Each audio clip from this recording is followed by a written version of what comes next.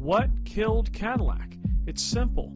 Cadillac was dead as a brand the day you couldn't tell the difference between a Cadillac, a Buick, and an Oldsmobile. What's going to bring Cadillac back? Also simple. Making cars that are easy to recognize as a Cadillac. Mission accomplished. The minute you see the CTS Coupe on the street, you know what it is. No other car in the world looks like the CTS. If only the inside was as unique as the outside. The interior is put together well, but honestly, my love for and inspiration by this interior came to a screeching halt the minute I got into the new Cruze and saw that they'd fundamentally replicated the same design in an $18,000 car. I don't want this car to be confused with an $18,000 vehicle. I don't want somebody who owns a Cruze to get in this car and say, "Oh, Jack, your new CTS, it's just like my Cruze, but it's so much nicer." I would prefer they be humiliated by my wealth.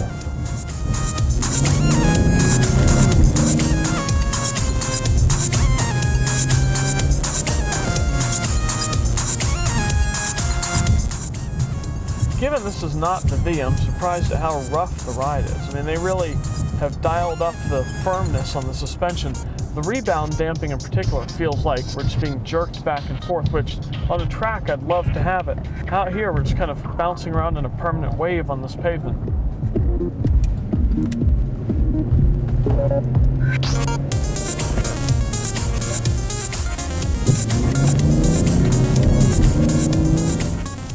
We've got a retractable screen in front of us.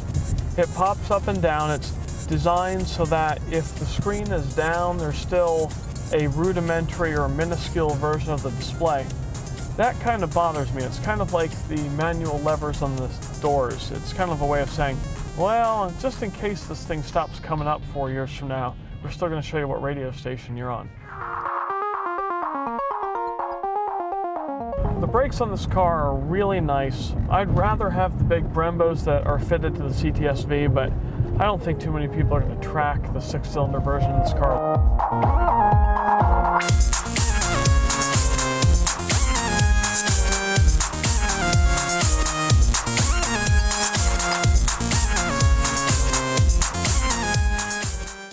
One way you could save a buck is to not get the all-wheel drive that we have in the Tester.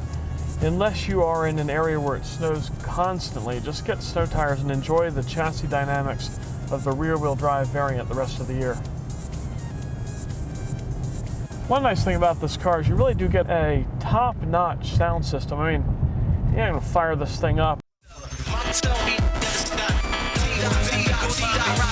The Cadillac-Bose partnership has been active now for almost 30 years, and this is one of the better examples of that partnership. This sound system is so all-encompassing, you really get your dance on. This thing, in a way, it's like a rave.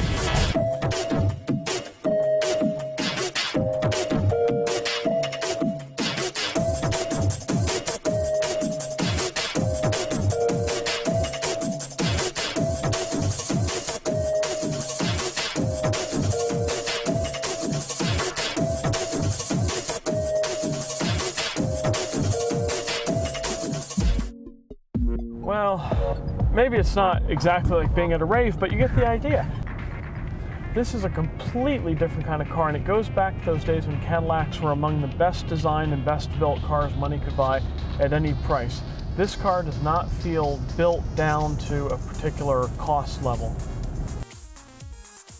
It's really nice when you talk to Cadillac's PR people now because they've got absolute faith in the product. They really believe they are building world-class, world-competitive vehicles, going head-to-head with the Germans on power, styling, dynamics, features. The downside of that is pricing. These have now become expensive automobiles. My favorite two-door Cadillac? No way. It's still got to be the '67 Eldorado. But if you drive this one, you'll know something. Cadillac is back in the game.